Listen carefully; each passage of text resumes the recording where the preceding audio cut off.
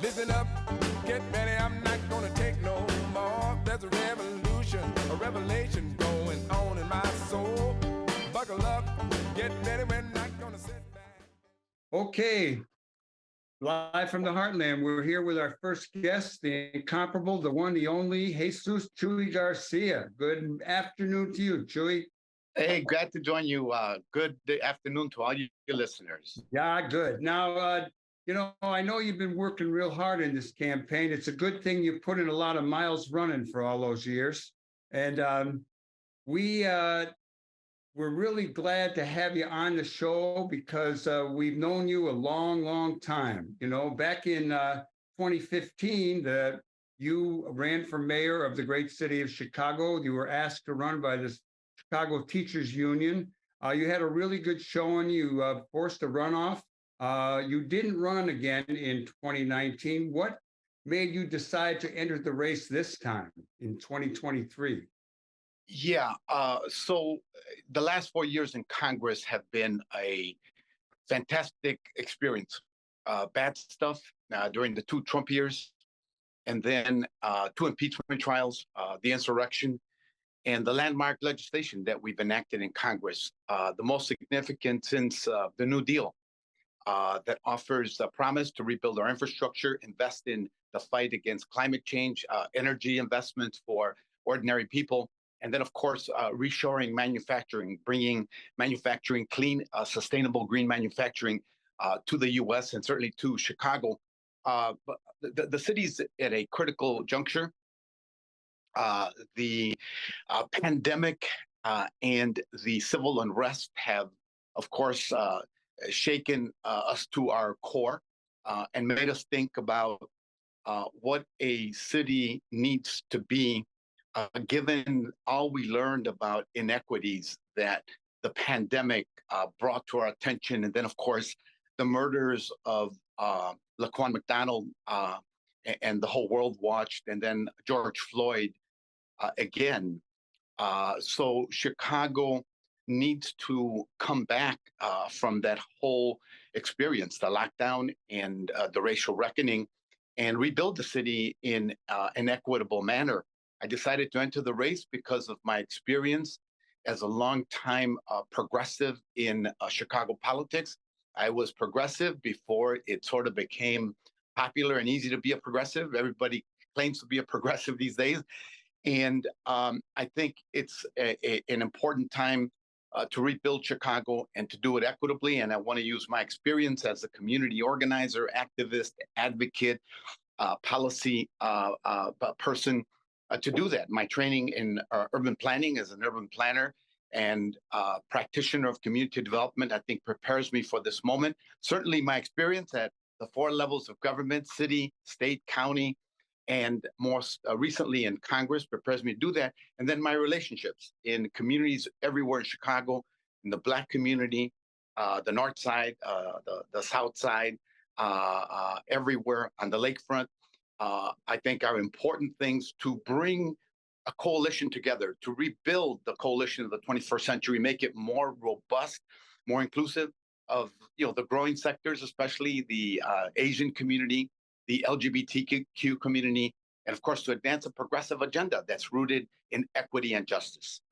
Well, Chuy, I was going to ask you about going back to Harold Washington and the Rainbow Coalition that we had in this town, with progressive groups, radical groups, Black, white, Latino, Asian, Native American, everybody got together around Harold. And I know you've been talking about that a lot. We do have a number of Black candidates. We have 1 white candidate and maybe just 1 Latino now in the race for mayor. Yes. And the thing that I'm always most concerned about, and I know you care about it a lot, is how we bring all these people together. How do we overcome people like sticking with their own group, so to speak, or their own part of the town and see that we're in this together? How do you go about doing that to happen? Yeah, for one, we have a history that can be a guide. And I think Harold Washington's election and then such untimely death, just as I think he was bringing and solidifying the coalition, and then the coalition split into so many pieces, this is a time to rebuild, and there couldn't be a better time to rebuild the coalition than now. Everything we learned about inequities during the lockdown, the rise in homelessness, the rise in violence and crime, truly the lessons need to be incorporated that tell us we need to invest in disinvested communities. They are the ones that are usually afflicted with most of the violence and the crime. And if we learned one thing, it's that we've got to address these inequities at the root, at the causes. And we have a chance to do that by rebuilding Chicago and the toolbox that we have, our infrastructure, lots of opportunities to create jobs, to put people to work, to train people to get into trade unions, other jobs in technology and manufacturing as well. Build the pipelines for young people to be able to have good jobs without having to wait, 4 years or 6 years or 8 years of college and then have a big debt, right? That's why we keep fighting for student debt relief in Congress, and Joe Biden is trying to make it happen. But this is a moment to rebuild and to make that coalition even more robust. We have new challenges as well, things that 4 years ago, 8 years ago, maybe weren't as pronounced. Environmental justice and the fight against climate change, how to make our city more resilient for everyone, and how to address the growing homelessness issue.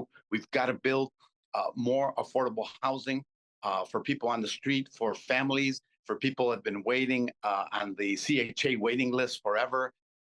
We need to do things in a different, new, bold way. And this is a moment to rebuild that kind of Chicago. And my hope is that as we struggle for racial justice and for safer communities, that we will have more accountability. We will have more trust building occur in Chicago. We will invest in violence prevention to rebuild Chicago in the manner that these times require. Chuy Garcia, when I watch TV, I see ads. Some of them are your ads, and I think they've gotten better. Just want to share that. And I also see the mayor attacking you, some other people too. I'm wondering what are the criticisms that people are laying on you, and what is your response to your opponent's criticism of you? Yeah, the mayor has spent about $1 million falsely attacking me, that I took crypto currency dollars, $200,000. Look at my campaign financial reports. I didn't. She claims that happened when I ran for my third term in the Congress in the primary. I was unopposed. Didn't need the money. Didn't ask for the money. I never talked to the gentleman that she references in that commercial. She's seeking to tie me to Mike Madigan, the former Speaker of the House. I endorsed him one time when a candidate put up by Bruce Rauner was sponsoring him, a shadow candidate. I was asked to do that by labor leaders in Illinois because the speaker at that time had been very instrumental in preventing Illinois from becoming a right-to-work state, eroding other worker protections, opposition to increasing the minimum wage, et cetera. It happened one time. So I've withstood all of these negative attacks and still remain one of the front runners in the race because my history is long. I go back to Harold Washington. I have been fighting the machine longer than anyone else in elective office, with the only exception being Danny Davis, as a matter of fact, my colleague in the United States Congress. And not only have we helped to dismantle the machine, but we've elected a whole bunch of new progressive young people to the city council, to the county board, countywide, to the state legislature, both House and Senate, and even to the United States Congress last year. So I'm very proud of my bench building work to invest in the future. This hasn't been about Chuy Garcia. It's been about the future. It's been about young people and investing in the future and always driving a progressive agenda. I want to bring up, and so that people know how much experience you've had. And correct me if I'm wrong, but I know you've been an alderman, you've been a state senator, you've been a Cook County commissioner, and you've been a congressman. Did I leave anything out? Yeah, 10 years. People think I've been in politics for 40 years. Not so. There were 10 years, a hiatus. Probably the most challenging and productive job that I had was building a nonprofit organization that has grown and thrived. Enlace. We opened up schools across the little village community. It spread into neighboring communities on the southwest side. We created programs to address violence, especially among young people, gang-related violence that continue to thrive and have also spread across the city. And we collaborated with other practitioners of violence prevention and intervention, getting kids out of that life, out of the violence, and making them come back home, become productive citizens, finish school, go on to colleges and universities, and give back to the community. That is the most rewarding work that I've done, the hardest work that I've done as well. And I'm very proud of it. And those experiences inform my approach to rebuilding Chicago, to building communities, to investing comprehensively in the disinvested communities that have suffered from historic redlining, from restrictive covenants, from people being prevented from being able to own a home and have some wealth building and pass it on to their families, etc. These are the experiences that I've had, and that's why I am the product of a network of community builders across Chicagoland as well. Well, Chuy, the reason I brought it up is because I think you know how government works more than any candidate. You've had experience at a lot of levels, and you know the intricacies of it and the ins and outs. You are a progressive. So let me ask you what, in your mind, you talked about it earlier, how you were a progressive, before it became popular for a number of people. I'm not sure how others define it. How do you define being a progressive? What does that mean to you? Being a progressive means acknowledging wrongs, historical wrongs of people, whether it be Native Americans, whether it be African Americans, other groups that have been subjected to discrimination. Certainly women have suffered that discrimination. Asians, Muslims, Jews at different times in history as well. A progressive is someone who has fought against racism in Chicago politics and in institutions as well. Progressive is someone who has fought to open the doors of political empowerment to women because at one time they weren't, and we've made lots of progress. And a progressive is someone who in Chicago politics has always fought against the corrupt machine that used to prevail in Chicago and Cook County, just to mention a few. Progressives today are also looking at the climate crisis and how we save Mother Earth from extinction, from doing further harm to it.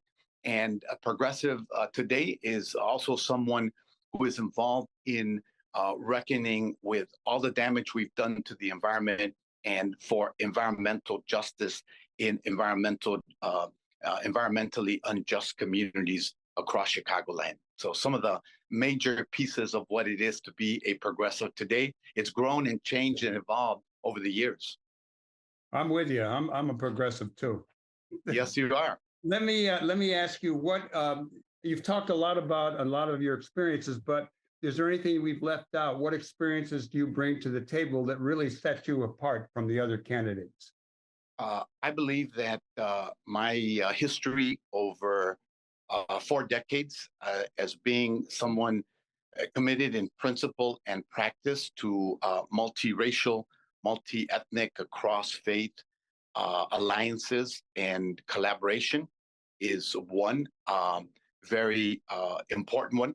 I've been a champion for immigrants' rights, not just for people of Mexican origin, but people from Central America, South America, Haiti, Cubans who may be also coming to the U.S., and certainly the Venezuelans. And I'm proud of that tradition and that legacy because we inherited from the founder of Chicago, Jean-Baptiste Dusable, who, by the way, was had a family with a Native American woman. That's part of Chicago's history. We should I didn't celebrate know that. that last part. I like Yes, that.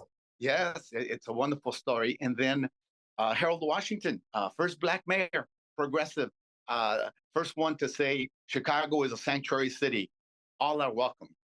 We ought to have a statue of Harold holding the torch, being our Statue of Liberty in Chicago. And of course, that legacy has grown because, other governors, Democrats and Republicans, have had to rise to that precedent and say, we too are pro-immigrant and welcoming in Illinois, and subsequent mayors in Chicago, even if they weren't progressives, have lived up to that standard. So it is part of Harold's living legacy 40 years after he left Congress, ran for mayor, and became the city's first progressive and Black mayor. We like Harold a lot, and we remember him well, and he's real inspirational. And if you're the mayor, or no matter what happens, if that statue is going to be built, I want to be in on it. That's a great thing. Downtown. And Rudy, yes, and Michael, let's not forget Rudy Lozano, yeah. critical piece of the Rainbow Coalition in 1983, killed a month after Harold was sworn in as mayor, labor leader, community activist, a visionary, a very courageous individual, my compadre and mentor as well. And we are approaching the 40th anniversary of his assassination. So this year is full of important homages that we need to pay to those who came before us. Chuy, this is great. I got one more question. This will air, stream, YouTube, etc., on Friday and Saturday, the 25th Saturday. So the election will be on Tuesday, 6 days from today when we're recording. How do you see things? How's it look? I see polls. Don Rose comes on. He'll be on right after you are. And he talks up a good game around where you're at. I see the mayor has got you low in her poll. Where do you see the race right now? And what a coincidence. And what are you going to do for the next 6 days? Yeah, I feel good about our prospects for a runoff on Tuesday. Proud to have Don Rose as one of my supporters. He's been a mentor. He knows a lot about history and the fight for progressive independent representation and empowerment in Chicago. He helped bring Dr. King to Chicago. So Don, another giant amongst us, and from whom we've learned. No, I feel good about Tuesday. We're working hard to identify our voters, drive them to the polls. But I'm also looking after Tuesday at Wednesday. And if I am in a runoff, I am going to work very hard to rebuild a coalition that we need. A coalition guarantees that we don't leave anyone behind as we seek to recover from the pandemic, as we seek to recover from the racial reckoning and incorporate the lessons that say that Chicago can only become a true world-class city when it leaves no one behind, when it is being rebuilt with equity and investing in communities that have been left behind for too long. The only way forward is through multiracial, multi-ethnic coalitions that are rooted in equity and justice for all. Well, we are a rainbow kind of city, and we are probably the city that has larger concentrations of more diverse racial, ethnic, religious groups, perhaps than anywhere. And the goodness of the city, the future of the city, as well as the country, really depends on the kind of work we do on bringing people together. And I think you could do a really great job of doing that, Chuy. You've done it so far. You are inspirational, and I'm glad to call you my friend. And I'll be looking at the election on Tuesday with everything I got, and Wednesday ready to work again.